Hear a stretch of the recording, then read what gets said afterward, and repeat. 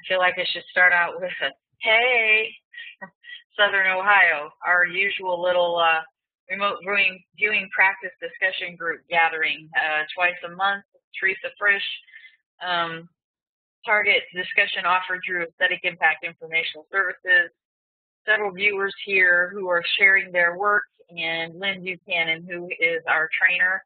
We train up through him, and anybody can come, don't get me wrong, open to absolutely everyone, and Lynn speaks the language of all methodologies of remote viewing, and he helps anybody and everybody who comes, whether you trained with a trainer, sat at home with doodles and sketches, did this on your own, listened to DVDs, read books, but Lynn is here. We're lucky to have him, always offering pearls of information and many things that show up in a remote viewing session when we discuss practice targets are something that only one viewer will get in an entire group. So then the entire group learns something based on that sharing. So I am always happy to have anybody come and anybody who's willing to share their stuff and then let me record and put it up on YouTube, because there are people who can't come and they listen, and it's to their benefit that we are doing this for many people other than just the few of us gathered here. So I appreciate all of you for coming.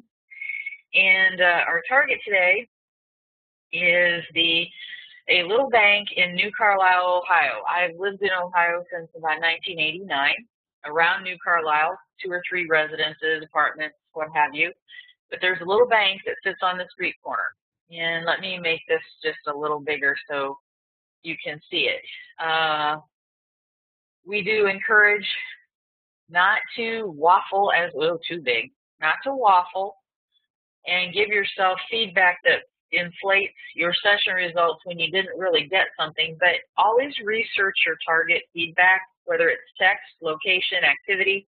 Learn what you can about that target site, because your personal viewing lens may have been zoomed out, and what you might be getting off around the sides of the image didn't actually make the image. It might actually be there. And if you learn about what the activity is in the feedback photo or the history of the site, sometimes you will learn that what you actually got was there. So, and because of the fact that we're teaching here, we do have some leeway in our discussion so that all levels of viewers can come and learn. And we do have more than one feedback image, because we don't teach that you are remote viewing the image and regurgitating through the subconscious the information that's in the image. We encourage location and site and event contact from day one. It gets you your sea legs and your ability to stay steady in time and space. And so there are going to be 2 photos here. One is retrieved from the net, and the credits are down below, but it's in black and white, and it's the bank that sits on the corner. And the bank has, for a while, it was a candle shop, and it is currently a flower shop, and it has gift items in there. So they're fresh flowers and gift items. And I was looking at Michelle's session really quick, and I'll read that to you. It's only a few pages, so we'll do that. But here's the bank as it sits on the corner, and on the side, you can see the fire hydrant on the side. Well, in that corner of the building, there's actually a plaque, and I took that photo, the color photo, and here's the plaque that sits on the side. And John Dillinger robbed many banks in the United States, including his first bank robbery in New Carlisle, Ohio on June 10, 1933. After his first bank robbery, John and his gang robbed another 10 banks and got caught only once. This particular text didn't say he got $10,000 when he robbed this bank. Nobody was injured. I talked to Lynn about this because I thought if we're training toward real world uses for remote viewing, not so that it's just a parlor toy, this would be a real world event. We don't like to have mayhem targets, things where really nasty stuff happens for novice viewers, because you need to kind of build up a little bit of a callus, more or less. and learn how to use the tools in your stages before we put you into a real world situation in remote viewing for applications.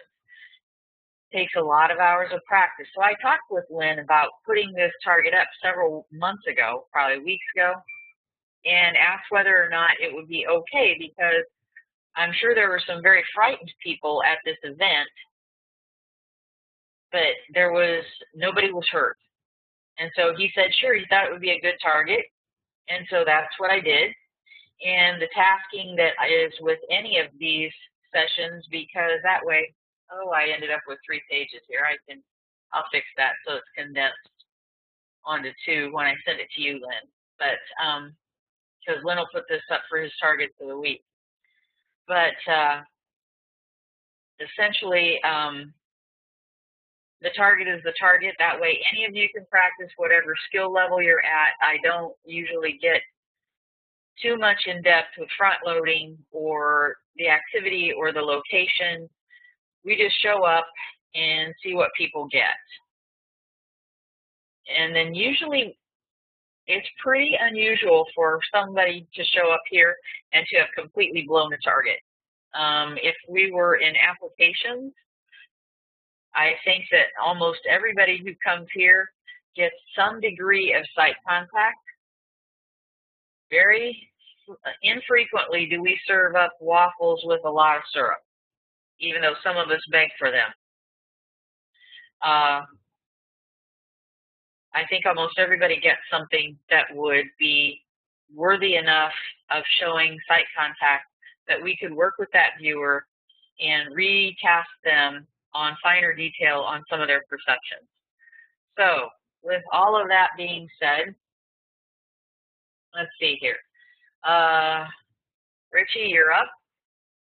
And Michael, I just saw your note. Yes, I got your retasking. Did you send this one, or did you just send the retasking for 2 weeks?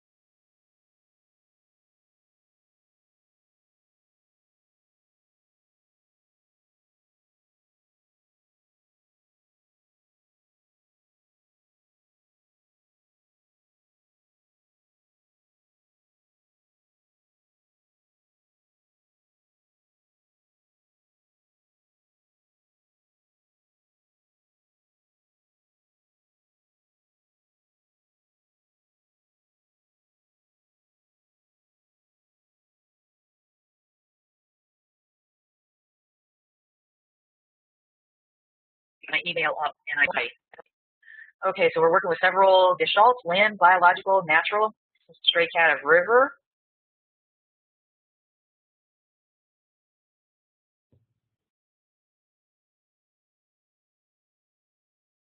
And spacious, but flat, bumpy hill-like. They're humans.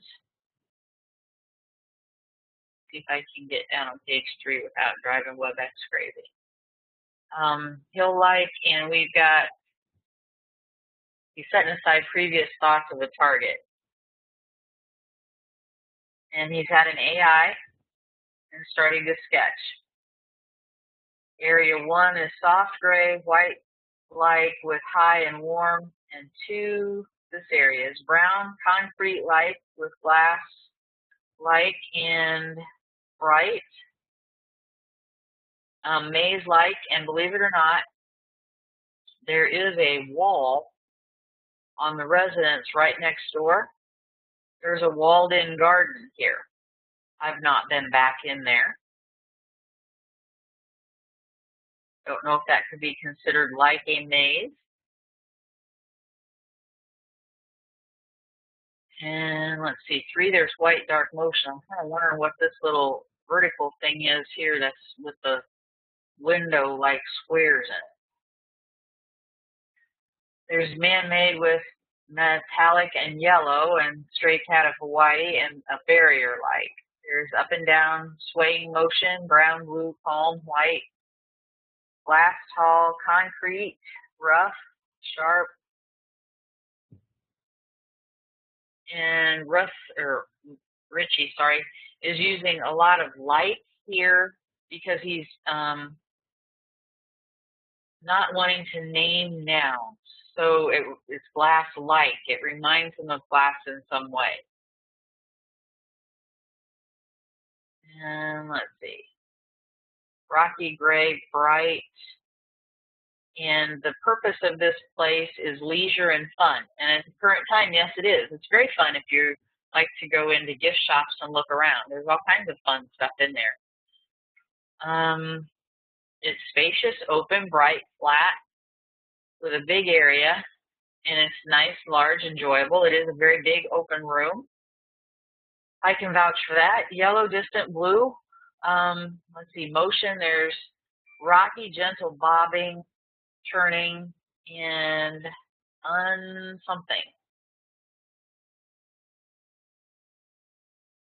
And Richie will jump in here shortly, I'm sure. Forward motion.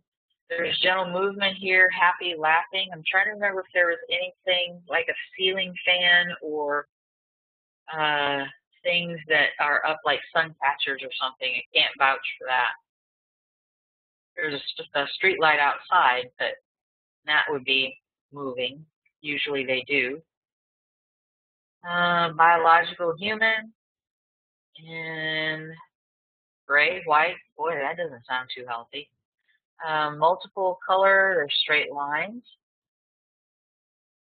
Female multiple, actually there were that day that I was there. Close quarters, well, depends on what you were looking at, but it could be if you're clustered around the same area looking at something. Talking, busy, excited, happy, smiling. Well, let's face it, we were shopping. We kind of were excited. There were a lot of pretty things. Gold, looked like soul. Then man-made, we've got square, white, brown, dark, long. Another AI, this is a big area, metallic, flat curve. Lots of display cases in there. Can't remember for sure. Levels, multiple, vertical. Leia's saying hello. Somebody's outside. She thinks she needs to guard us from. She's barking. So the barking is not at the target. Step-like, of course you may get that in your feedback now, is sweet and smoky. Yes, they had a candle burning in there that day. Electric light dull, yellow, rectangular, more glass, reflective. And we've got strong, cold, flexible, and twisted.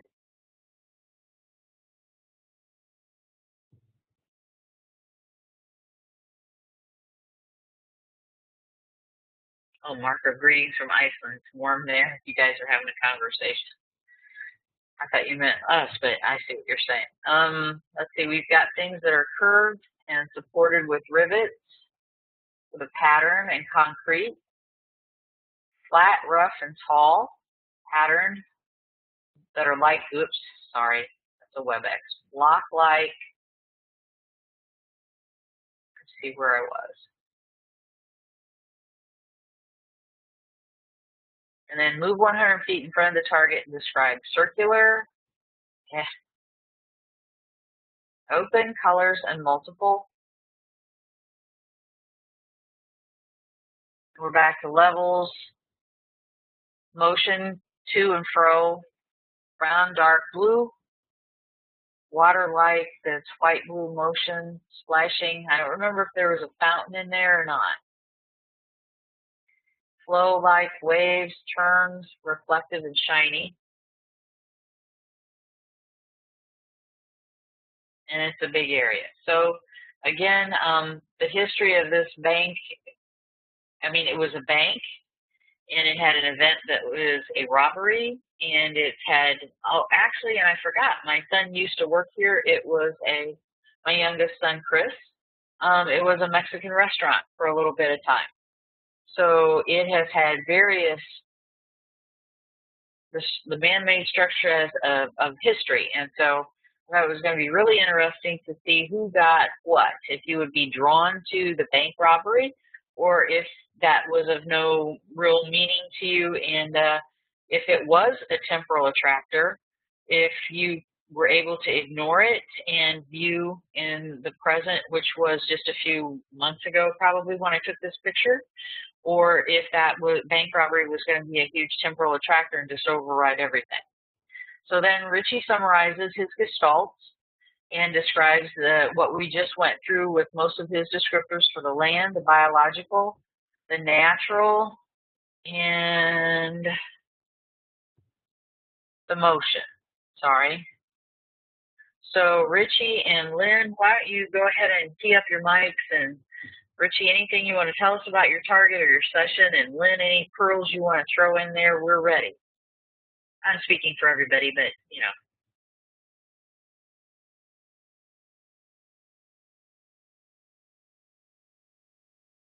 Okay. Everybody's asleep.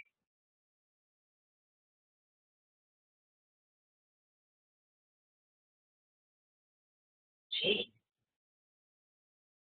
that's unusual. Like 1,000, 1,000?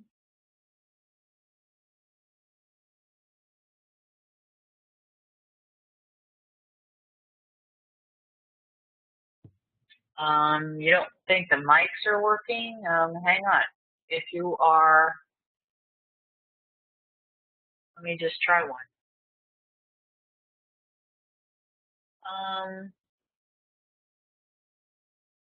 Let me just, the voice is on.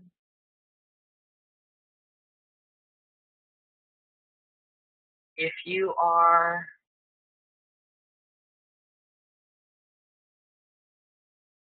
now if they did do an update. If they mess with what everybody can do,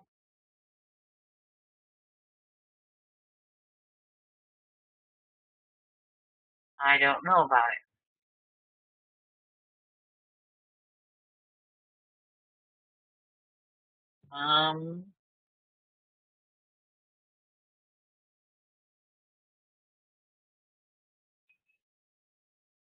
Okay, Richie says he can't get his mic to work. Nifty.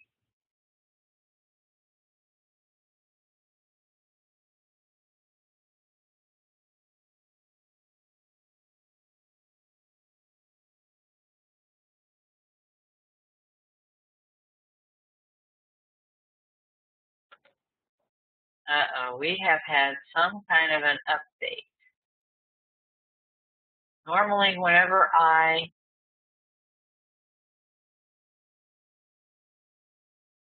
set up, I never have to turn this on.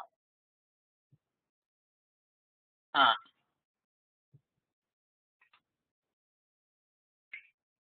All right.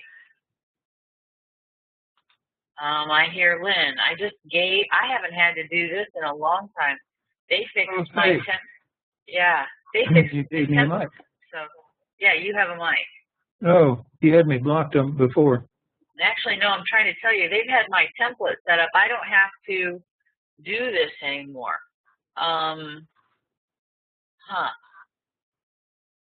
Well, everybody has a mic now, and I don't know if I need to just talk to those fellows at WebEx, because we used to have trouble, when guest speakers would come, and they just fixed it so that I don't even have to turn that on. I'm good to go because I don't vary my meeting. So maybe I need to do that with them again. Well, sorry about that, everybody, but I think y'all can talk now. Yeah, I can. Yes, you can. So feel free to do just that. Hey, Richie, can you talk? Speak now. Can you hear me now? Yes, I can. Okay. It won't let me give everybody a mic. Okay. I think I've been getting away with things because I've been noticing I think I can give more than 7 mics to people. But not anymore. it appears they found me out. Okay, so why don't you two just feel free to say whatever you would like, and we're just going to sit back and enjoy the ride. I was reading the summary here, and like the way you have it sectioned out like this, and I was noticing on the sketch you did, building you have off in the distance, looks to me like the building, like the target building. That's what I thought it was. When I looked at it, I said, that's the building on the corner. Yeah. Mm-hmm. And I got read somewhere, like the bricks, they weren't quite, I was sure, I'm sure that was the building. Yeah. Is there, I wonder, Teresa, is there mountains in the background? There's a thing, oh, it just went blank. Anyway, viewer orientation. What happens is you will, if you go to the site, rather than going to the picture, which you're supposed to do, that's a good gold star thing. You may wind up, 50 feet from it. You may wind up a mile from it or whatever. You may wind up on top of it looking down or whatever. And the viewer orientation is just basically unpredictable. And that sketch looked like you were, like 3 or 4 blocks away from it and viewing it there. That happened to me one time on on Japanese TV. They gave me the ground zero for the first atomic bomb, and I was over at a hotel about 2 miles from it, looking at it off on this really distant hill over there. And you being a cop, this being a bank robbery, that may have influenced the distance here. But the way to get rid of the effect is, and a lot of people just do this as a matter of habit. After you get in and you start getting sight contact, give yourself a move command, move to the target and describe. And even if you're already at the target, then you'll stay there. And if you're not at the target, it will tend to move you to the target. So, because the sight orientation, you never know whether you're going to wind up at the site laying on your side or standing on your head or 2 miles away from it or what. Okay. And, so a lot of people just, and a lot of monitors that you have will wait until you evidence getting on the site, and then they'll say, move to the site and describe. And a lot of novice viewers think, oh, he means I'm not on the site, which is not true. You may be right on the site, and the monitor will give that cue just to nail you to the site. So you can't read anything into it. If I could interject something, I am pulling up sessions here into WebEx instead of working from my desktop, seeing if maybe the recording is a little more crisp than what I've heard lately, which I've been working from my desktop, which is easier because I can pull up multiple documents and have your session side by side with the feedback. Okay, so I can't do that here, but I want you to look, please. Look at the front of this building. It's tall and narrow. If you were looking at it from the front, the house on the left has peaks, front and back. Okay, can you see that? Then with the doors. Okay, now look at your sketch. You have a tall, skinny something, and then off to the left of it, you have like windows and a door with a wreath. You have in Yeah. the feedback photo a window, a door with a wreath, and then you've got multiple peaks at the top, and in the feedback on the left there are multiple peaks on the top. So you've got them lined up like they're mountains in a row. Yeah. So, but you have to remember your subconscious is doing this. You see what I'm saying? Yeah.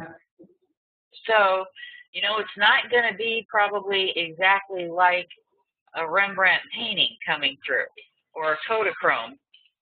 But I'm just saying you have some shapes here that would appear to correlate, in my opinion. Okay. Yeah. If I could point that, if I was able to explain what I was trying to say. Yeah, I understand that. Yeah. Okay. You've been to the town there. Is there a really tall building in that town? Old. It's a very old town. I don't think any taller than this building right here. Okay. So they're all 2 stories, nothing taller than that. Okay, I was wondering about that one over to the right in his No, sketch. it's not as tall. I think that's a church. Okay. Oh, in the sketch. In the sketch, that's why I'm saying Richie's sketch. I think that's the bank. And I think the building over on the left is the house with windows and a door with a wreath on it. And then the peaks, I think, are probably indicative of the rooftop of the house over here on the left. That's just me. Well, that sketch on the left sure looks like the bank building. And the bank building or the back building? The bank building. Oh, yeah, I see, because you're saying it has windows down the side. Yeah, and it's long and it's flat. Uh-huh. Okay, so I'm wondering what the one in behind it would be, if that's the perspective. Well, that would be the other rooftops, which are peaked behind it. But the building over on the right, I was wondering what that was. And I don't think it's the bank. I would not interpret it that way if I were the, you know. So which one? Yeah, So that's why I was trying to look at it from both directions, with the focal point being the little skinny building on the right of Richie's sketch, and then off to the left. So trying to figure out if I think that Richie's sketch, the little building on the right, is the bank, or the building on the left is the bank from looking down along the side like in the photo. But then the tall mountains, I'm just trying to figure out where those fit in. You're assuming tall mountains. Right. No, I mean, though, they look like that in the sketch. That's analyst AOL. The shapes, if you look at that's why I'm calling them a mountain. I mean the shapes. I'm trying to figure out where those shapes would come in. Yeah, those peaks, yeah. Right. And if you look at the bottom picture here on the feedback, you've got that long building with the windows along the side and the peaked roofs in back. So this matches. The size would be off then? Oh, yeah. Of the peaks in the back. Okay. Yeah. I think he did a nice job. Oh, I think he did too, yeah. Maybe even excellent, huh?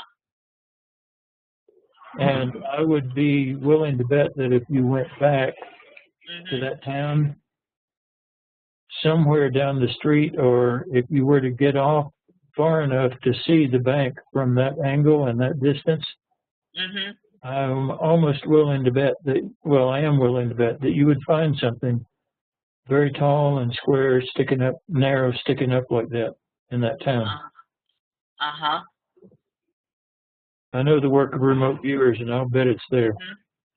I just wonder if it's the church back behind with those long, skinny. Can you see? Or I can zoom this if you want. It's got the long, skinny right there. Yeah, I'm saying if you were to go where that bank is and back off far enough that you would see that bank as it is in Richie's sketch. Yeah. Then way over to your right, you would see something sticking up. I gotcha. Because I think what happened. I'm gonna have to go do that. Yeah, I think what happened was he just landed because of sight orientation. He just landed like half a mile away from the bank or something like that, quarter of a mile away. I'm closing my eyes, looking in my mind, looking off to the right there because it's on a highway and it's in town for a little ways. So it would be. I was wondering if because there's farm fields around there too. But there's an awful lot of small town stuff in between that. So, but anyway. Is there a silo? It would be pretty far, and it would have a lot of structures between you and it, if there is one. It wouldn't surprise me. Well, yeah, but he wouldn't get those structures, and if you were back like a quarter of a mile, there would be a lot of structures between you and the bank. But his mind was targeted with the bank. Yeah. So it would just ignore those other structures that would be in the way and so forth.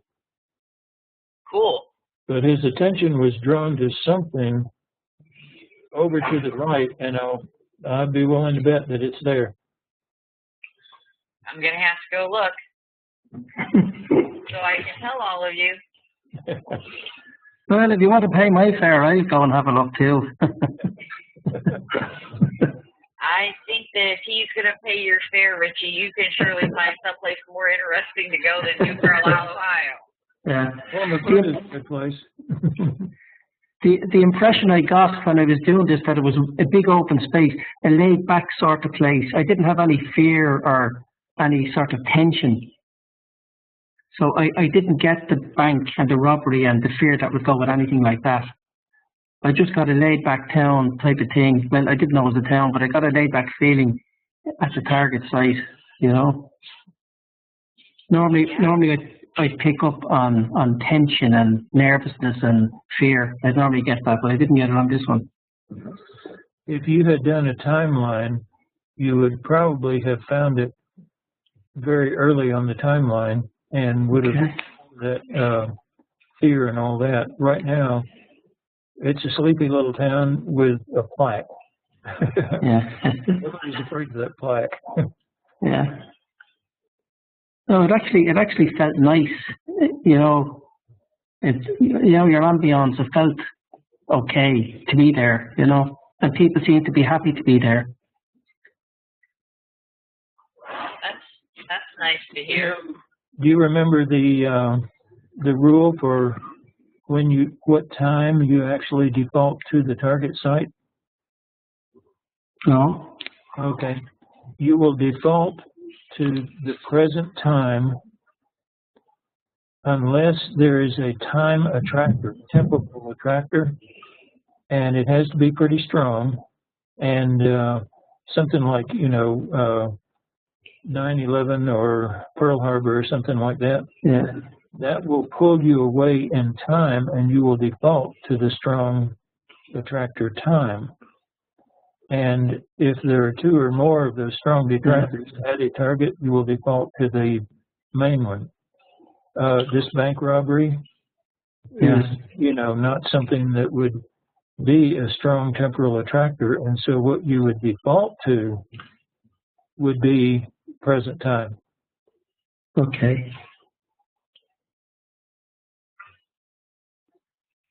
One of the values of having a good trained monitor is that they will move you back and forth through time until they find not only the target itself, but also the time of the target. And now you have a good monitor. Yeah, unfortunately, I work on my own all the time, so but that's the way it is. It's a problem for most people working alone. Yeah. That's why in my classes I teach people to be their own monitor, and even still, it's a hard thing to do. Yeah. Well, what I find is I don't give front loading sometimes. I just go with the coordinates, and I try not to think about anything at all. But you question yourself, what else can I ask myself to do or ask my subconscious to do? And that, like in this particular case, I can see now I could have asked myself to do loads of different things, but it doesn't come when you're actually doing your session. Yeah, one of the things that separates what Joe calls a world-class viewer from a standard remote viewer is a world-class viewer will get curious about just about anything, you know, and I mean, you can't drive a straight line because you're looking out the window at everything going by, you know, and in a remote viewing session, he'll find something that he gets curious about and cues himself to go take a look. Yeah, I tried that on this one. I was doing all the different the motion, the biological, the man-made, the metallic. I was just trying to find extra information there. Yeah, your summary and your session show that, and that's very good. And that's gonna move you over into the world class. Richie, just if you are giving yourself those commands so that you start investigating, if you could write them down when you do it, like, you know, if you're getting yourself to mentally taste or tap or hear or whatever, if you could note that in your session, it'd be much appreciated. Yeah, well, I didn't, whatever I did, I have it written down. I didn't do any of those other ones that you just mentioned. Mm-hmm. But if I give myself something to do, I will write it down. No? Yeah. If you write the cues down like that, like Teresa says, then you may find yourself doing a summary that says, where I landed, there is land, water, and man-made. You summarize all those things, and then in your summary, you can say, then I moved, or, you know, then I moved half a mile north, and there I found land, biological, and so on. And so your summary will actually start breaking up into the different locations or the different times. You can say, oh, you've given a description of the location, and then you say, and then I moved to 1 year before that, and what I found was, and you do a whole new description because you've got a whole new target. Sorry, Richie, I had muted you just for a minute because we're getting a lot of feedback. So, sorry, your mic's up again. Yeah, you could be forever just at one site by doing all that Lynn says. You know, very interesting. That's one of the reasons we tell students we don't count off for what you don't get, because if we counted off for what you don't get about a target, you'd start out 1,000 points in the hole. You cannot get an entire target. You never can. Okay. Well, thank you for coming in the middle of the night. We appreciate you, Richie. Yeah. I really enjoyed these sessions, so thanks for having them. You're welcome. I just wish we could have it at a time when it wasn't the middle of the night someplace. Marco, too. It's a flat earth society. Join them. Yeah. Okay, let's see. We've got Ron's session here. And let's see how many pages just so I know. 1 page. Uh-oh, that's a WebEx flood.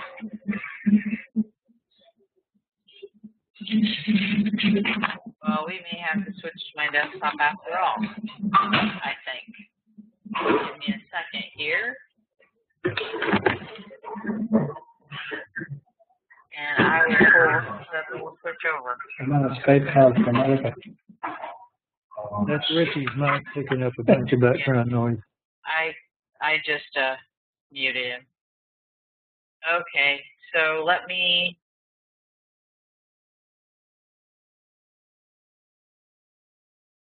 For whatever reason,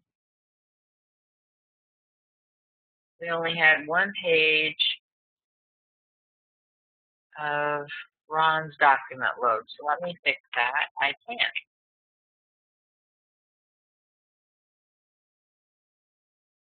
We'll switch over to desktop and we'll be off and running again.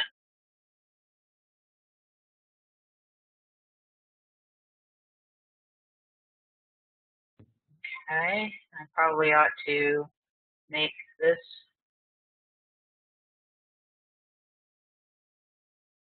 hopefully it'll stay.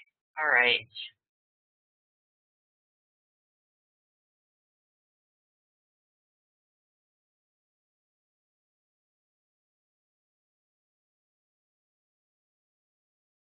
And I'll bring you up where I can see you.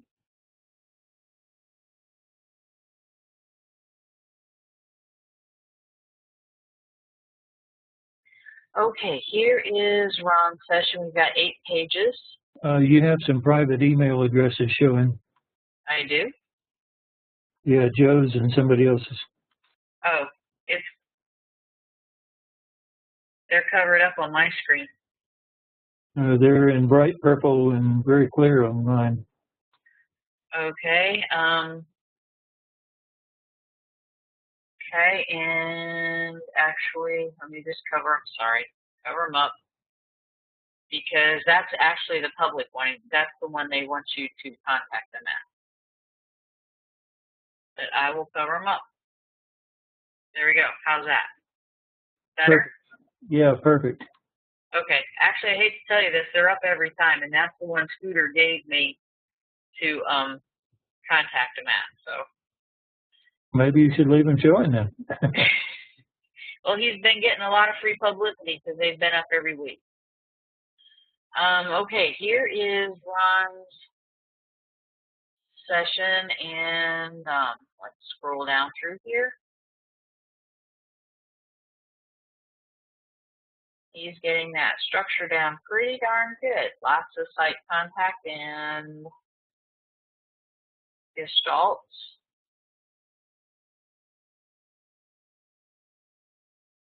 Staticky energy.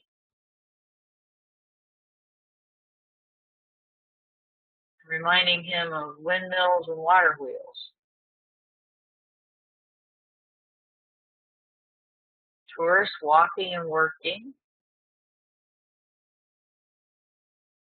Reminding him of Stray Cat of the Winter Olympics.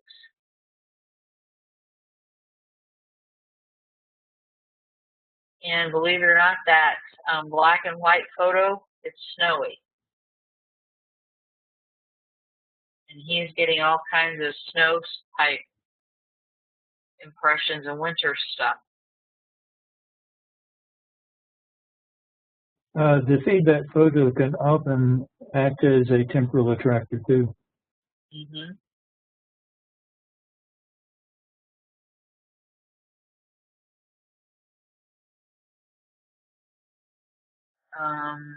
Rock light in 1800. He's getting some dimensionals popping through. There's another waterfall. I think Richie was getting that. I said it wouldn't surprise me if there's a fountain in there, but I don't remember that.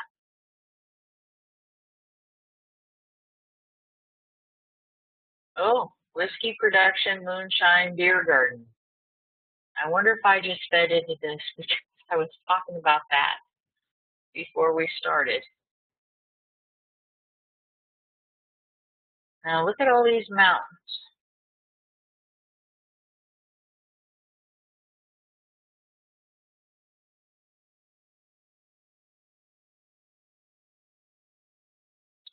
Shapes. Peaked shapes. I know, Lynn, it is not an AOL. I know it's peaked shapes. So that's okay. If you start naming the shapes, that's the AOL. I know. But I'm talking out loud here, and you'll be telling me those are not mountains. That's analyst AOL. No, those are peaked shapes that look like mountains of snow, but not necessarily. I like that little Renaissance Festival type sketch we got going on there. Flags on the top. It's a small world.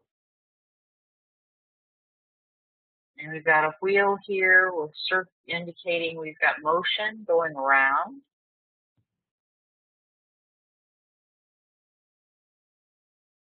And the summary appears to have man-made, people, natural,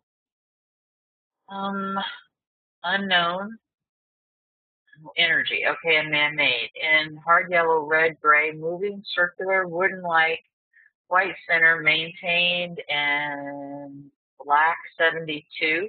People appear to be tourists, walking, working, something happy. Blue uniforms, European, talking and cheering. The natural appears cold, slippery, snowy, white, and blue. Brown inside, dripping sounds and mineral deposits. Unknown appears large, underground, wet, river-like, cavern-like, drinkable, calcium, acidic taste, sulfur smell, warm with a rushing sound, rock-like 1800s. The energy appears circular, static power inside and outside and manual. Other man-made has whiskey smell, a wooden smell, barrel lit with green labels. Barrel-like, sorry. And he has got stray cast of windmill, water wheel, Winter Olympics, ice caves, sculptures, Bavarian Alps, freshwater source, waterfall, whiskey production, moonshine, and beer garden. Trying to think. It was a restaurant. Let me see if I can get the feedback up since it's in WebEx. I don't know if it will let me do more than one application at a time. Looks like it's going to. Wasn't sure. I can enlarge this only because I just want to check something. You know, I'm the curious type.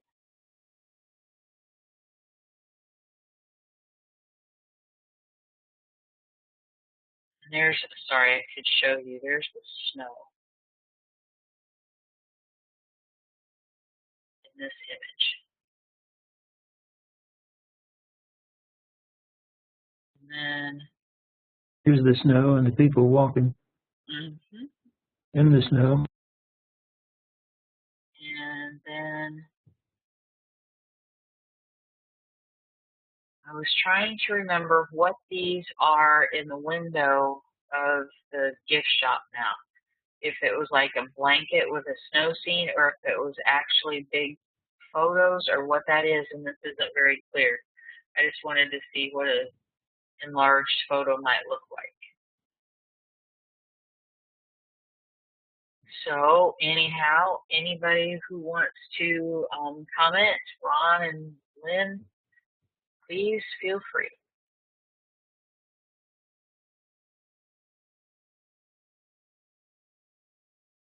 I just wonder if the impression of, okay, got the whiskey smell, the alcohol smell, and all that. And then there's your noun, man, beer gardens. And I just wonder if that one noun drug him off into the Bavarian Alps and castles and everything else. The beer garden was a stray cat, though, and then you think he might have, I see. Got it. Yeah, I see what you're, it's properly marked as a stray cat. Yeah. It can still catch you. I got you. I think the moonshine, which is also a noun, is much more appropriate to this target. But, you know, is that if the last one in the series was that beer garden, then Bavaria, here we come. I see what you mean. I was trying to see if anything in his sketches might resemble the feedback photos. I'm intrigued by this over on the left with the water wheel going around it. I was intrigued by the trash can off to the left of that. See, I used a noun there. I don't know if that's a trash can or what. Ron, is your mic? Yeah, I think you have a mic. I don't think we're dealing with that issue anymore. Let me see if I can scale this thing back now.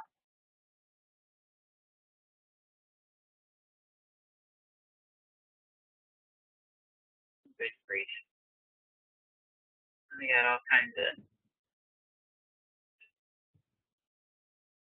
Yeah, just from looking at this, I don't know if that's what happened with the noun, but I know I sound like a stuck record on this, but I can never stress the importance of getting rid of nouns.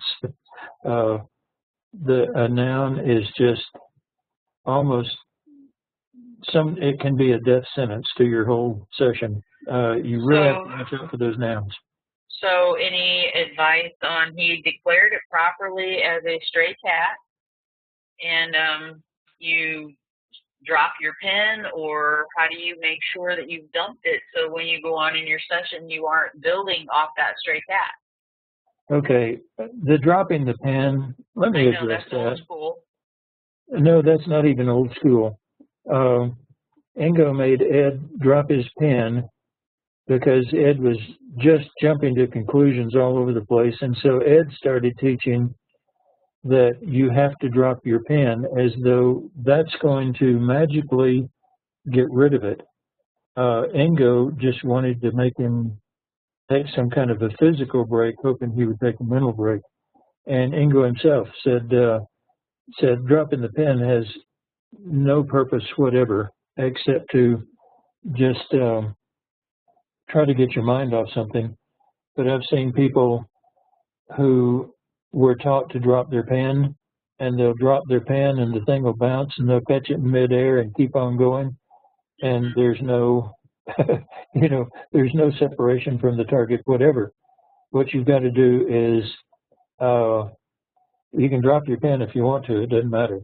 But what you've got to do is sort of back off. And every now and then, if you find out that you're not getting rid of the stray cats, just go through the process of, maybe there is a stray cat, or maybe there is a beer garden there, maybe there's not. I don't know, because I'm viewing the target. I'll find out when I get feedback, and just talk yourself out of it, or actually take a break.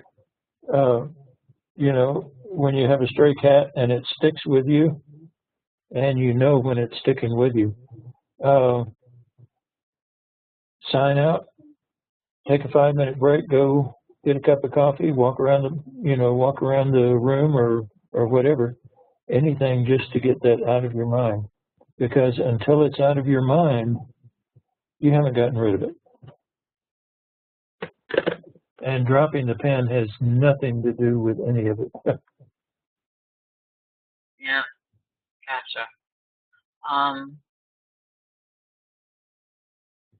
And because that is a flower shop and gift shop, there were smells in there. Now, I don't know that it would be necessarily whiskey, but I cannot, there's natural soaps and all kinds of stuff in there. So, and Ron, I keyed your mic up if you want to say anything. I mean, there was all kinds of stuff in there. Candles, herbs and flowers and natural soaps,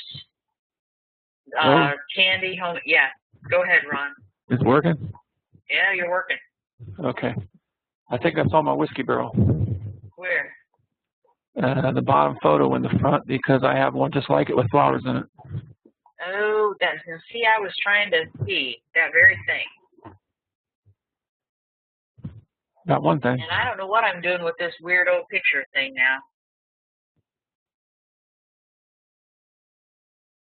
Yep, right there. I see. Now that's one of the reasons I was trying to enlarge this photo and I missed it. There you go. Yep. Okay, don't you love being vindicated? Well, I got one in a row. There you go. Well, I can't speak to the Bavaria part, but might be a little interrelated. But there is a whiskey barrel there. So I must have been jumping back and forth between the two. It's at the site. Also, remember you're dealing with your subconscious mind. The moonshine and whiskey smell and all that might be a symbol for the time of the event back in the Prohibition days and all that. So that might be symbolic.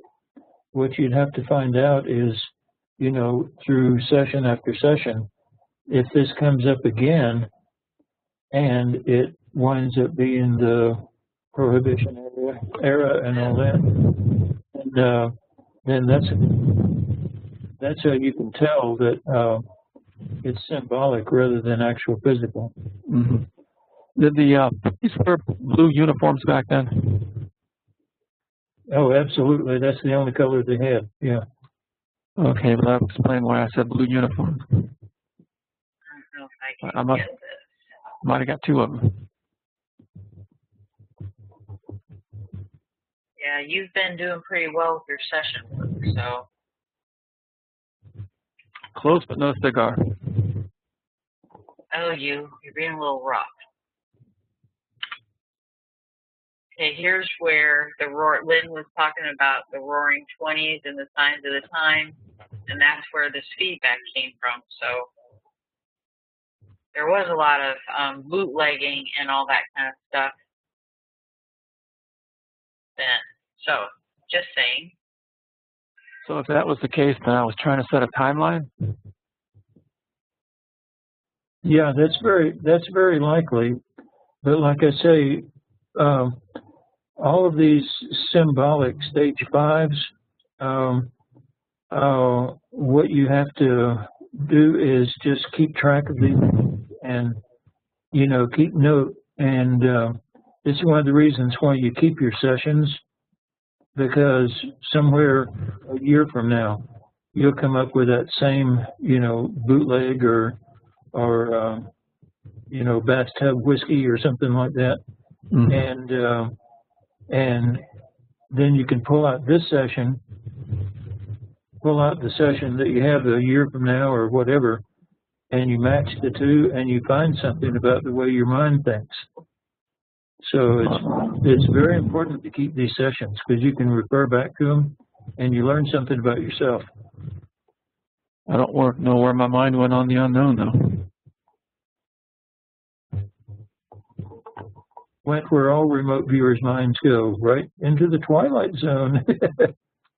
Well, apparently in the twilight zone, there's an underground something with minerals. There is a stream right up the way. I mean, just literally hundreds of yards.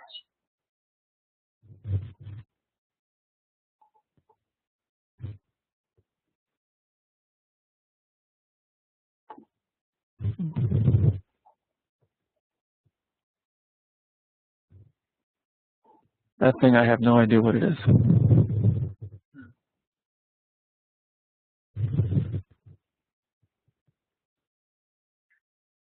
And really that was a very busy location on the inside.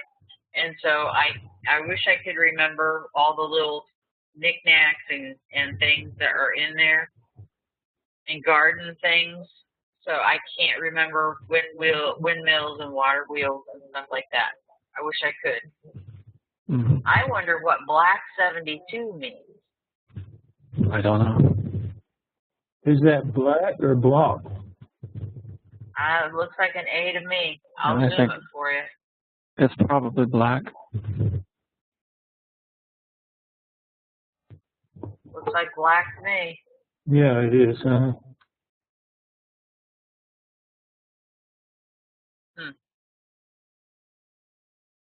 Now, see, that's something I would get curious about if I were the viewer, and I'd turn around and just take a little section of my session and view it to find out what it means.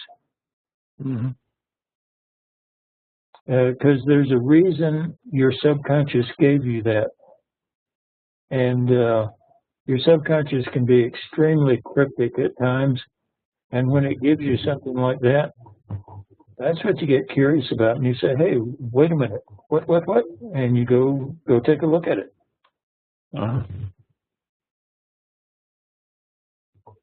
have to start doing that more. That's how Moses found the burning bush.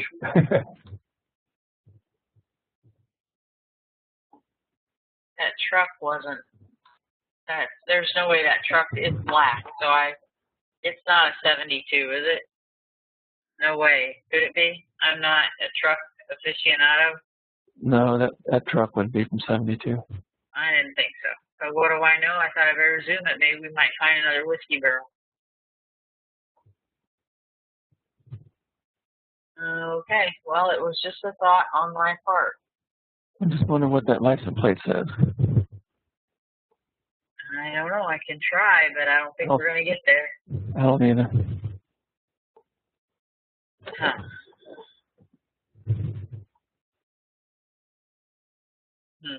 I just keep looking. Maybe it's a house number. It could be something on the street. It could be anything. Yeah. But you know me, I'm looking.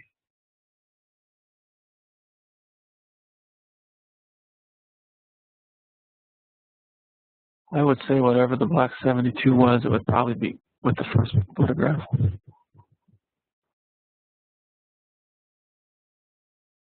It's hard to say. What we think could be totally wrong. Mm-hmm. But you were right on the whiskey barrel. I'm so glad. Yeah. And it could be just a mind burp, too. Yeah. Thanks for sending in your session. Well, there was actually some really good information in that. It got hijacked by by an AOL or Castle building, but there's some good information in that section. my mind must have got thirsty. Oh, jeez. And I don't even drink.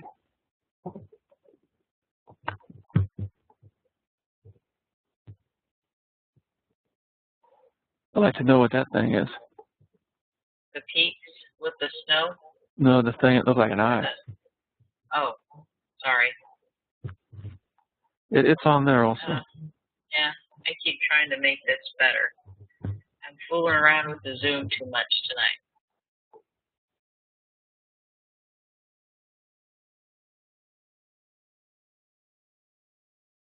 Those are really nice sketches. I just keep trying to find something there. Okay, well, thank you so much. And I don't know what that wheel is, but it's there. It came from somewhere. And I know the area, so I keep looking beyond in my mind's eye, wondering back where those peaks are and what looks like, some kind of a linear shaped thing leading up to them. I wonder if you took those flags off, if that could be a barn with silos. There is one outside of town. There's a big farm. Mm-hmm. See, when I'm doing these sessions, I have no idea what they are, but once you start talking about them, when I start looking at them, then I start going, oh, I'm starting to see it now. But I still don't know what that wheel is. It's a Wheel of Fortune, maybe. I don't know. No, but I will, there is a barn. It's a very huge farm. Right outside of town, they have migrant workers come, actually. And there is a very large flower nursery across the road. I still don't know about the peaks. I can't help you with that. So you might have moved outside of town just a little bit. But I can look for you. It's not the target, but you got curious about it. So anyway, if I get a second to drive past that way, it wouldn't take a whole lot. So I will let you know. It looks like I got some perceptions of the target, but I didn't draw a picture of anything that was close to it. Well, I bet you did something, though, that's worth learning from. So, and even if it's all about I didn't get the target, still. Mm-hmm. I'll see if I can. Yep. Even one is better than none. something. Yeah, found something. Okay, well, What is let's so get important about that little trash can? that little what? That little trash can off to the left. What is that? Okay. I have no idea what that is, but why was it important enough to be put in there? I was wondering that myself. Because it's very prominent up there. Uh-huh. You don't think when they robbed banks they threw money in there, do you? I would think they'd take it with them. That's very possible. I know there are several times, and I think it was Dillinger got a huge amount of money and put it into a car and buried the car so that way he couldn't get caught with the money. Oh, Lord. That's a lot of money because those were big cars. The thing that you've got with the arrow, like it reminds me of like the turnstile. Mm-hmm. A revolving door. And that bank building has an entryway. There's a foyer there. There are two doors. You go in, there's the outer one, and it's just 4 or 5 feet maybe to the next one.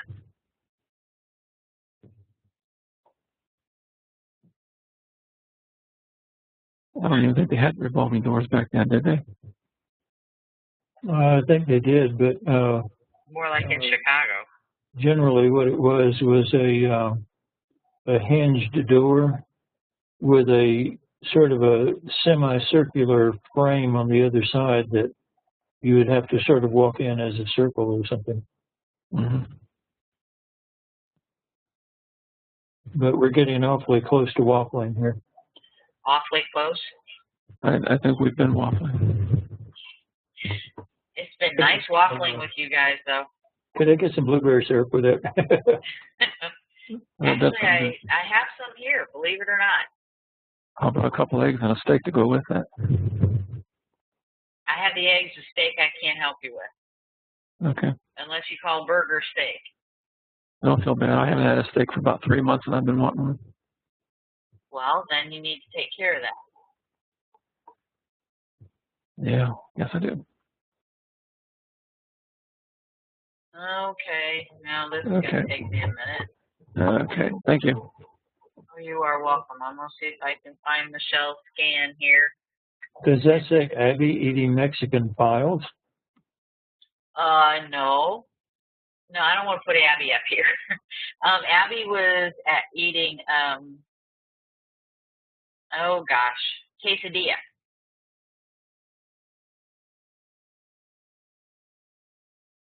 Anyway. The title said eating Mexican files instead of Mexican food, though. Are you sure? Go to the top. Okay. The second You're right. one. It does. Good grief. Oh, we might as well just rename that. Why it says files, I have no idea. That's kind of, they're supposed to be just plain eating. Look at them. They all say files on. I do not put files on my titles. They all say that. Scratch that. All right, now I am attempting to find Michelle's scans. Normally I can go to this and it's going, hang on, I have to think. I'm in here. It's always in pictures. Why didn't it show up?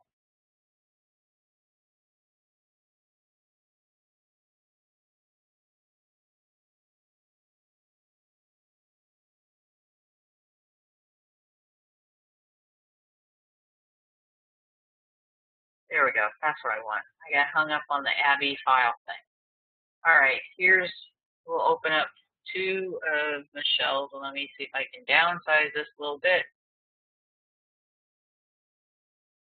All right, so here's one of her sketches. I'm going to have to read to you her session because we had a little technical difficulty here.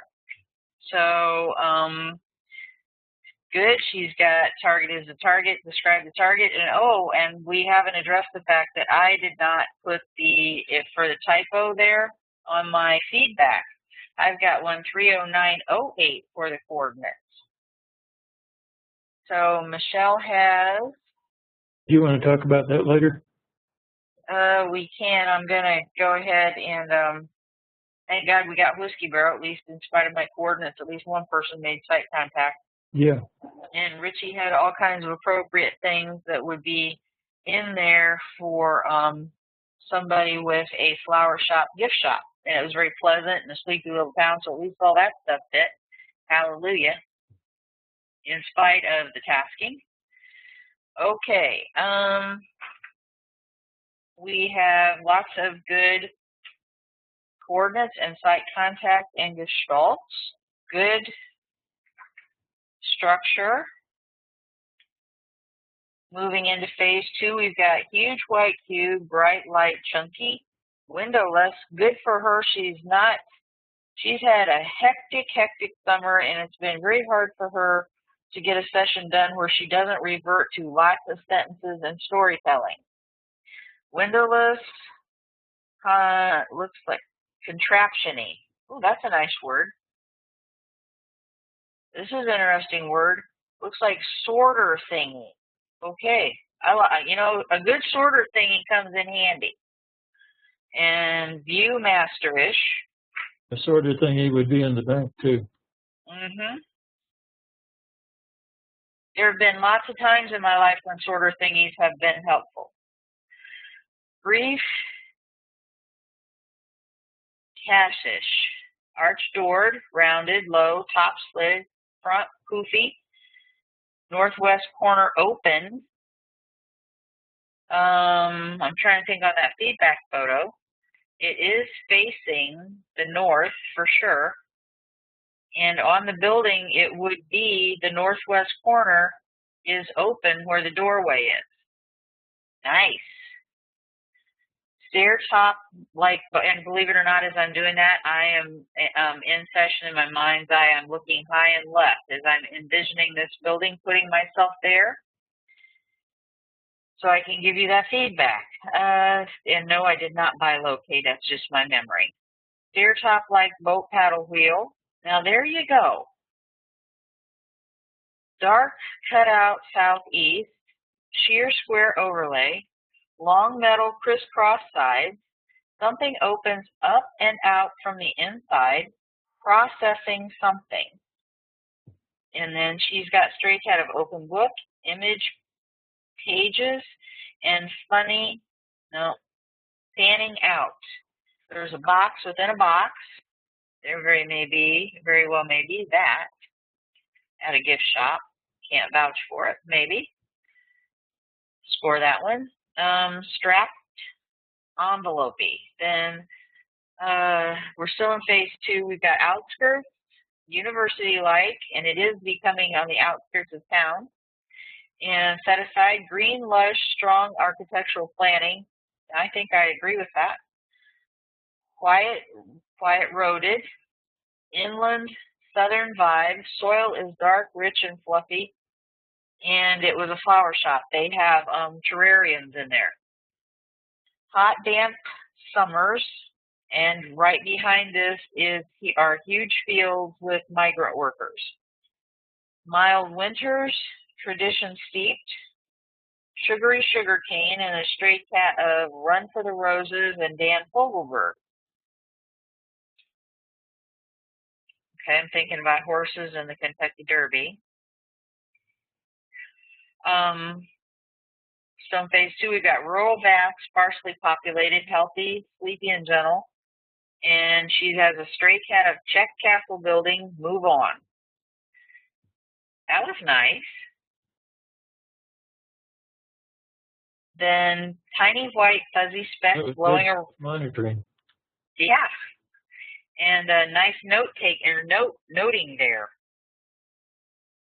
Tiny white fuzzy specks blowing around and thick earthy smells.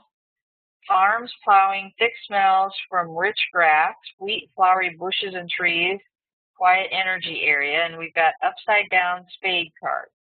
Number 32 or 52. Boy, we're getting numbers on this. We don't usually get numbers in our little get-togethers. Now we've got 72, 32, or 52. That's unusual. There's something behind that. Yeah, I wonder. I know I shouldn't be jumping in there. They do use decks of cards for gift shop type ideas. But no clue if I'm totally pulling that out of my memory or. Maybe a little But waffling there. yeah, look at this sketch though. It's like fanned out, like you'd fan out a hand of cards. That's more like castle building. I hear you, because we have no feedback. But she has fanned out in the center of that sketch, and then the round right next to it. So I'm wondering what she's reporting on. I think if you were to take all these sessions Yeah, and go back to that town, yeah, I bet you would find that there's a lot of stuff here that you can't feed back tonight. yeah, It's actually there at the target. yeah. It's just, Are you saying you have faith in this group of viewers? I really do. I've seen their work before, and I have faith in them. I do too. I really do. And people would say that we're crazy and we're waffle building, but we know these viewers. This is fun. All right, P2 again.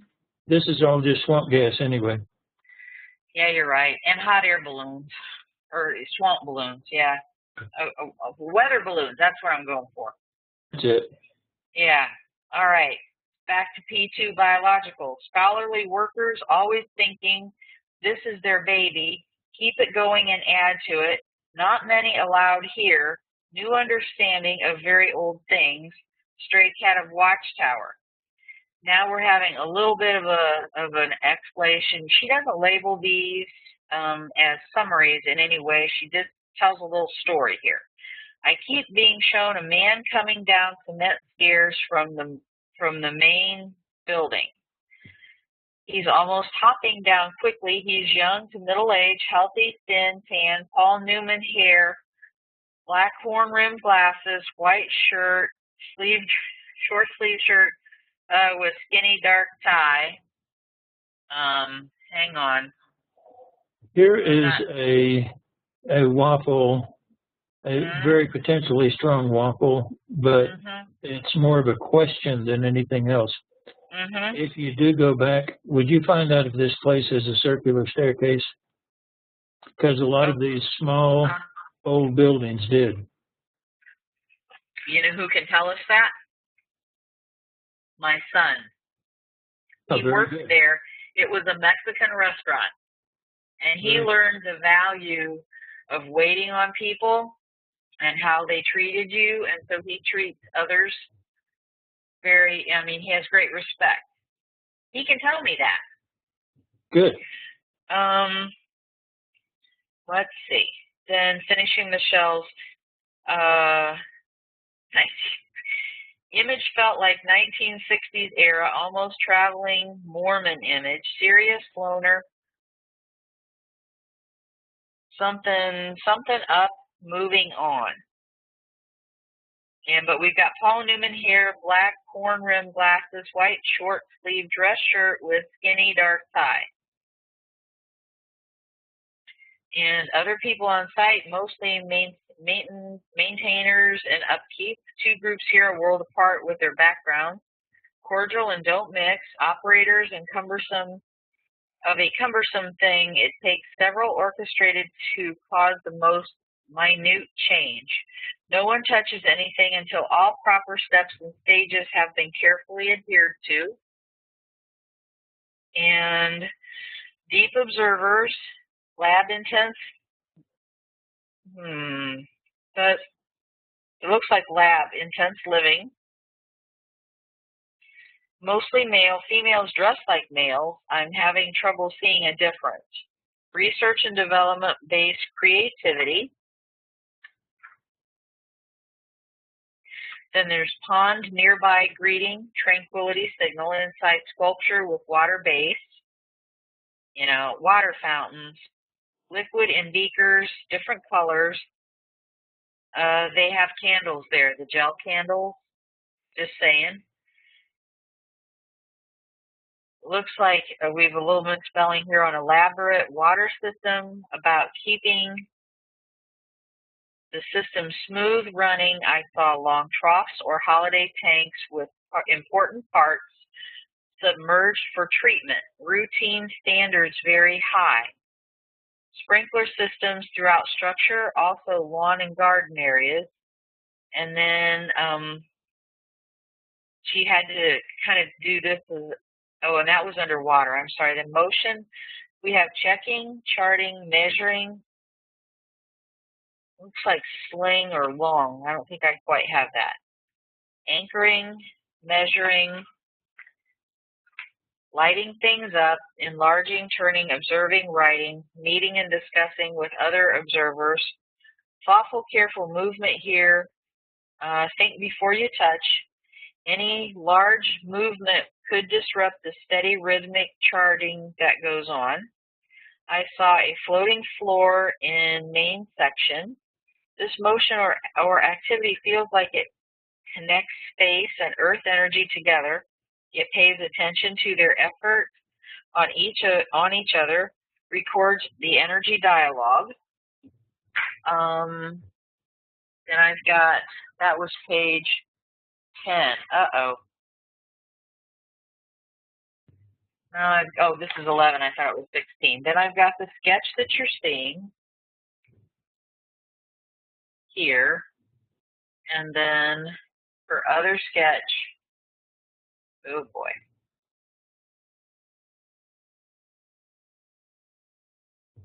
Is here. Zigzagging ramps at the top, they still manually crank a great piece of machinery to open. Purpose, observatory type lab gathering information. The target has access to man-made lands, biological and wire motion. Oh, Michelle, if I'm supposed to have anything else with the, after page 12, I don't have it. Oh, she's saying Waffle House special. And Richie said good night from Ireland. He still says he seems to be here, but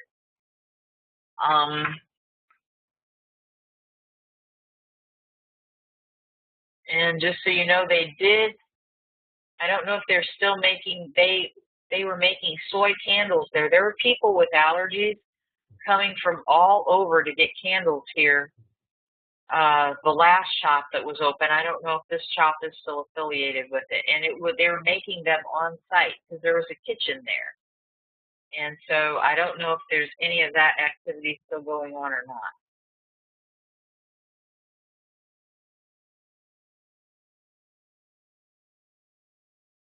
Oh, zigzagging ramps at the top, they still manually crank a great piece of machinery.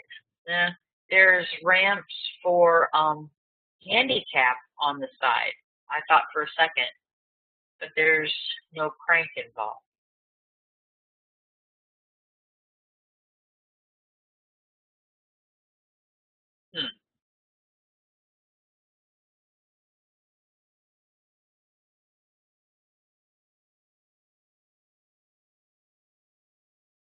Okay.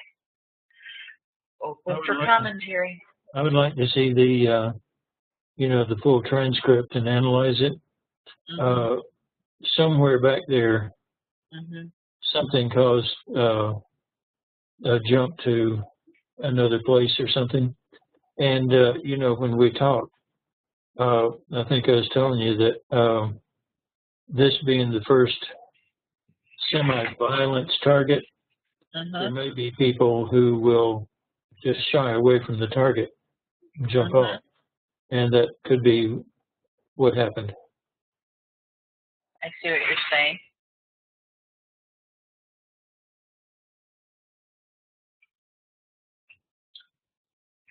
Well, I mean, I can scan it in one page at a time if you want me to. It'll take me just a few minutes. It's up to you guys. We're looking at about 10 pages. Oh, that's okay. You're a good analyst. Okay. Well, unfortunately, that's all. I was trying to scan it in when I had a friend stop by that I have honestly not seen in, I bet, every bit of 10 years, maybe 12. And Speaking of which, Mel says hi. Oh, is he still there? No, he left. Oh, I was going to say, well, my goodness, he's listening to us rattle on. That was great to see you guys together in the picture. It was a really good visit. I'm sorry I interrupted you. You were No. talking. No, it's okay. I was just saying, I was apologizing. I didn't get this scanned in because my friend came by asking about Reiki because she's asking for some help. And so I started to scan this in and didn't get far at all with that activity. So I'm just looking to help Michelle with any kind of feedback here, what might crank, and I am not being very helpful at all. I was going to zoom in on that photo just to see on that front door. It's a foyer. It does not, I don't know if it maybe might have been a turnstile back in the day, that type of door or not.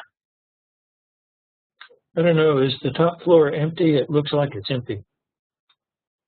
Can't say for sure, but I can find out easily enough. Yeah, because you can see all the way through the building in that center front window. Michelle is mentioning the word a safe. Now, you know, if there was a bank on site, there probably might still be, I don't know, a safe someplace. Even if there's a business, they still might be locking their stuff up. Oh, yeah. Those safes they built back then, you're not going to get them out of the building without tearing the building down. That's what I'm thinking. Yeah, I can almost guarantee you there's a safe in there. Hot dang. Now that's some feedback. Also, now I'm just being nosy. Wonder what that image or shape is up above the door. Right up here. If it's just glass or if there's like something etched into it. Could be just blinds. Well, you know, I'm just going to take a road trip. Yeah. There's a nice little restaurant over there, a little coffee shop not far. I think I'm just going to have to go to New Carlisle. I like it. It's a nice little town.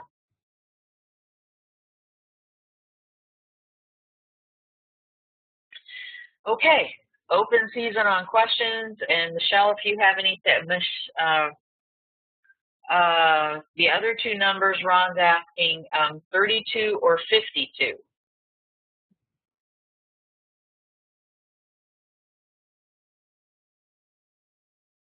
There's 33 on the side of that.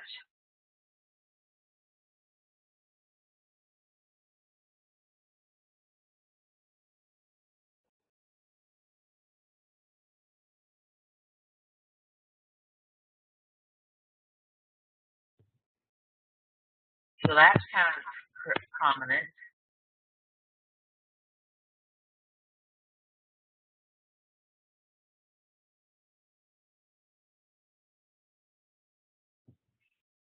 And I don't know that there's a house number that I could even begin to try to zoom in on. Michelle, did you have anything else? And it's not as bad a session as you think. And here we can see how the door used to, oh, by the way, northwest and open on, you know, this door, this is facing northwest or facing north. And it's open on the northwest side. That's great.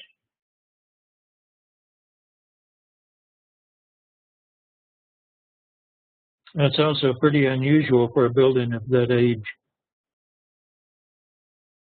To have been able to do that? Well, yeah, because most of the buildings, you know, were just square like that. Now, I don't know. Well, here's the original. Okay, and what happened was they opened that front and left those pillars. Yep. Yeah. You know, I wonder if when you used to walk into that front door, if there might not have been a turnstile there that you walked through. Possibly, but those are just two double opening doors, you know. Yeah, but you know how you walk in someplace a few steps, and then there's a turnstile that you have to pass through. Boy, I'd have to do some digging to find somebody who's around to answer that question. Some old timer. Yeah. Hello? Hello? Yeah, go ahead, Ron. Can you hear me? Yes, Yes, I figured just been doing some waffling tonight. I'm sitting here. I just did some waffling. Yeah. It was Michelle, right? I just did this one. Uh-huh. Okay, she had the number 32 and 52. Yeah. My number was 72. That's 2 jumps of 20, if that means anything. I think we can take that into consideration. Because it was 32, it jumped to 52, and then it jumped to my number 72. Yep. So could be a coincidence with a lot of circ on it. It could mean something. It could even be a bank combination. Who knows? Oh my! And this is being recorded. Oh, we're gonna make history tonight. It's gonna be out there that we got a safe combination between our group of viewers. Oh, Hail Mary, full of grace. Oh, I'm sure it's more than 3 digits. So anyway. And just so you know, this is sitting at the intersection of highways 235 and 571. So if anybody wants to write that down, I don't think we're going to get that combination up out of there either. But where's a pen? Let me write that down. There's no ones involved, so I don't think that's going to work either.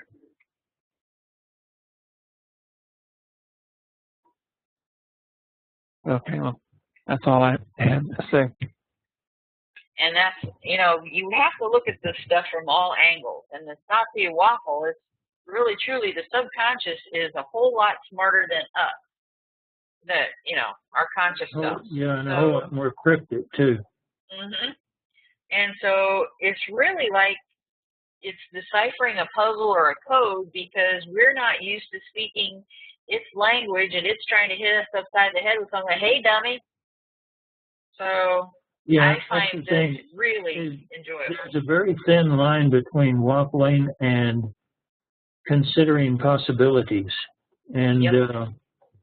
as long as you keep them as considered possibilities, you're probably not waffling. But the minute you accept one of them and say, oh, well, that's why I got what I got, that's when it becomes waffling. But considering possibilities is a good thing because it teaches you how to deal with the subconscious mind. And that's another it's one of the reasons why I want us to get together, because it teaches you different ways of thinking outside your own box and things that you would never have considered. I mean, whether waffling or considering a possibility, sometimes it's really feedback that you had no idea that it was really a way of looking at things. And so even though we do a whole bunch of talking and a whole bunch of considering of possibilities, we're learning how to think outside our own personal boxes. And I think that in and of itself, as long as we understand that we're doing it, I think that's very valuable in our training process. I have one more thing. Okay. This is really far out there. I noticed that there was a wheel in Michelle's sketch, similar to mine. In her sketch? It's around like a turnstile that was similar. Yeah. And we had jokingly, I had jokingly said, well, maybe it was the combination. Maybe we were not so much door knobbing, but we were the dial on a safe knobbing. We were looking at that. Maybe that's what that's supposed to be. But that's way out there. But it's still a possibility. Uh-huh. Okay. And you've been hitting that manual. You know about things like door knobbing. Yeah. See, if you want a doorknob, describe it real good. What we need is for Teresa to go in there, walk up to the safe door, and try to open it with a combination. Well, I'm sure she'd probably have to have 3 more numbers. Yeah, try not to get shot in the process. Yeah. Thanks. I'll let you know if I don't show up. You'll kind of know what's going on. Yeah. See, this okay, we can add that to. I've had all kinds of people wonder all kinds of things about me at this point. We'll add bank robber now. Okay. Okay. Well, this is one of those situations where you go through you of your session. You have no idea what it is. Then when you start talking about it, start looking at it, then all kinds of possibilities start popping in your mind, and it's like, I never saw that before. So, you know, at the time, I never would have even thought that that would have even been anything like a combination on a safe. Mm-hmm. Yeah, and the thing like finding a safe there, one of the things that we found in the military was that remote viewers will see things at a site that not even spy in the sky satellites or ground agents will find at the site. And you know, this is part of the value of the remote viewing. That's why, you know, Joe found listening devices in the embassy walls, and the people who were working there had no idea they were there. Nobody knew anything about them. And yet when he viewed the site, he got the listening devices. They went, they checked the walls, and sure enough, the listening devices were there. Okay, well, that's enough talking from me, so I'll give you a break. Thank you. You're welcome. Main thing is to put faith in your work, because your mind gave you that for a reason. It's just finding out what the reason is. And this is why we say the purpose of a practice session is not to learn something about the target. It's really to learn something about yourself. Speaking of learning something, you know, we keep focusing on what looks like mountain peaks, those shapes. I'm looking at these windows with the peaks. And that, yeah. Yeah. Just something to consider. Yeah, it's all. It's a row of peaks right there. Uh-huh.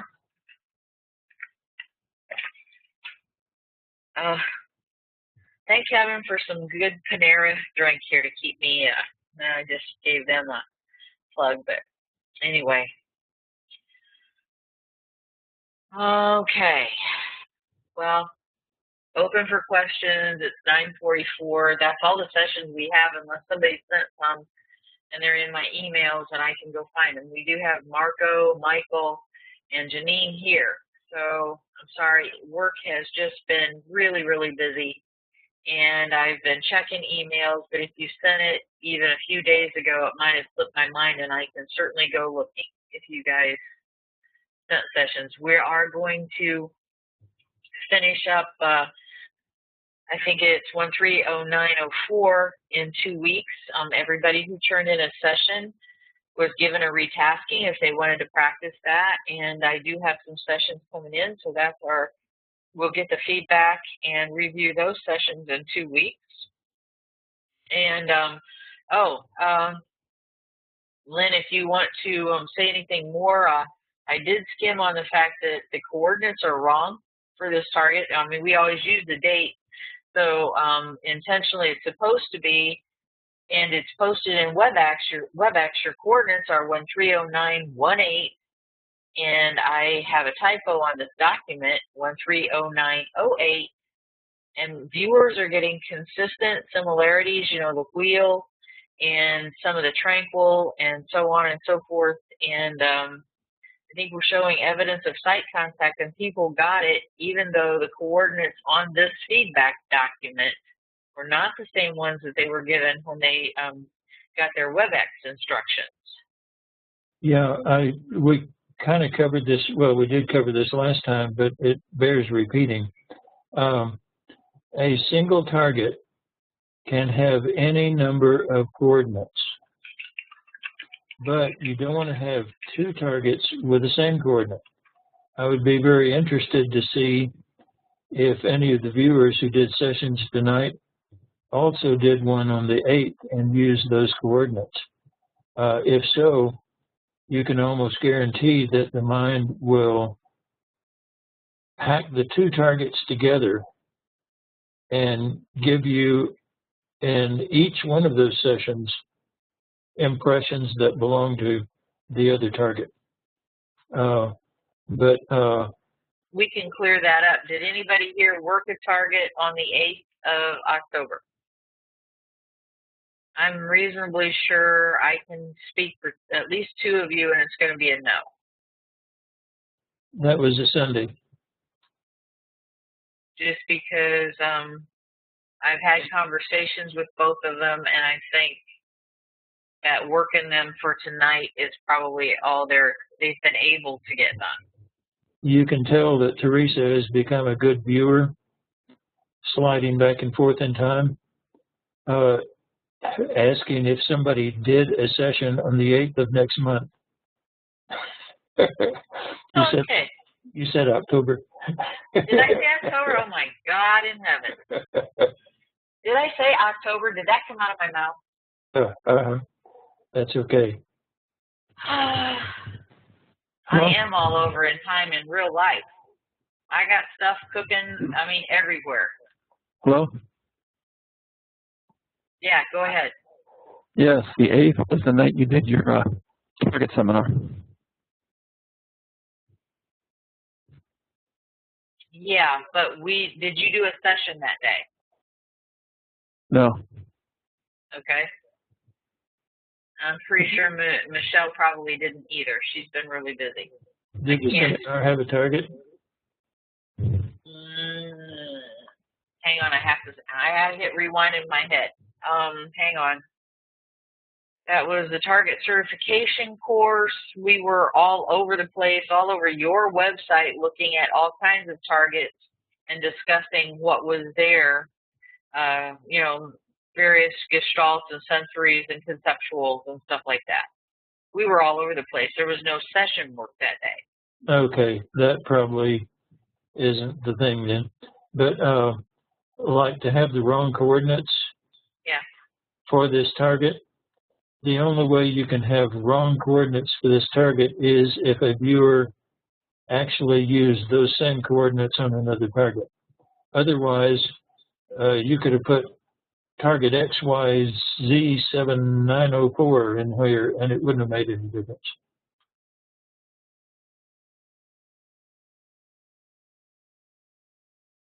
And the sentence that goes with that is that a target can have any number of different coordinates, but you don't want to have two targets with the same coordinates.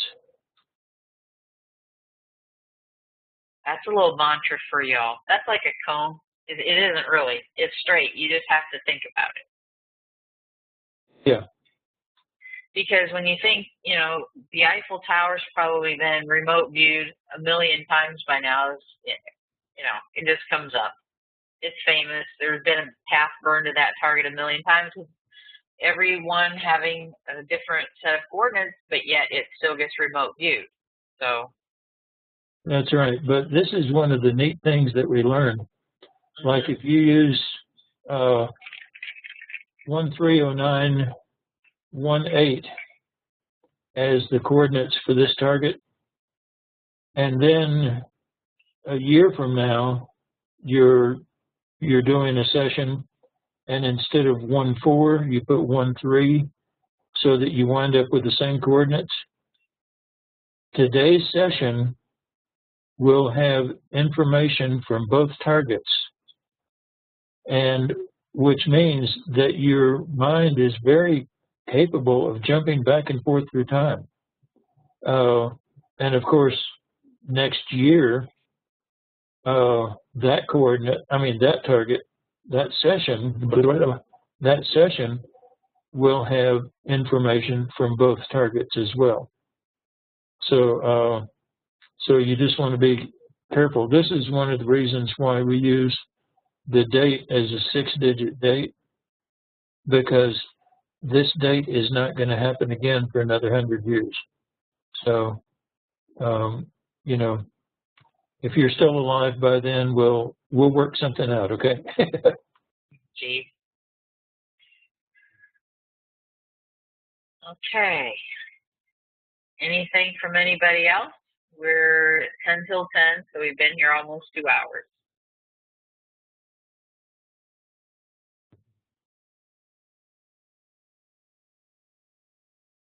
Not seeing any hands in the air or anything.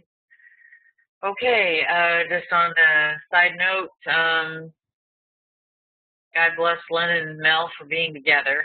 You both looked wonderful, and I'm glad you guys had a chance to have a good visit.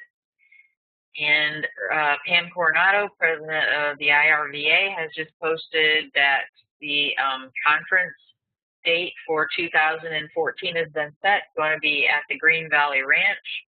Stay tuned to the IRVA website for more information and postings. And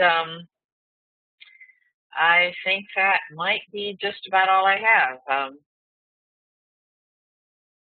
Lynn, do you have anything? Anybody have any goings on in the remote viewing community they want to make us aware of? Daz puts out a weekly thing about everything that's going on in the remote viewing community. So if you get on one of those lists or on Facebook, you'll get notices of that. Also, I don't know if or when Daz is coming out with a new 8 Martinis magazine, but he's always looking for articles. And you don't have to be the world's leading expert to do an article. There are lots of newbies who are very interested in hearing from another newbie that says, hey, here's what I went through while I was learning this stuff, you know? And so if you have an article to write, I think, you know, Daz would be very interested in getting it. So he needs help with the magazine all the time.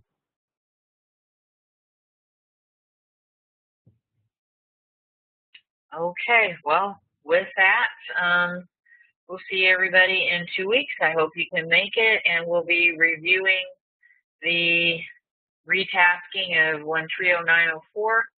And thank you, Ron, and good night. Good night, everybody. Thanks for being here. Hey, thanks for coming. Good night, John Boy. Good night, Mary Lou.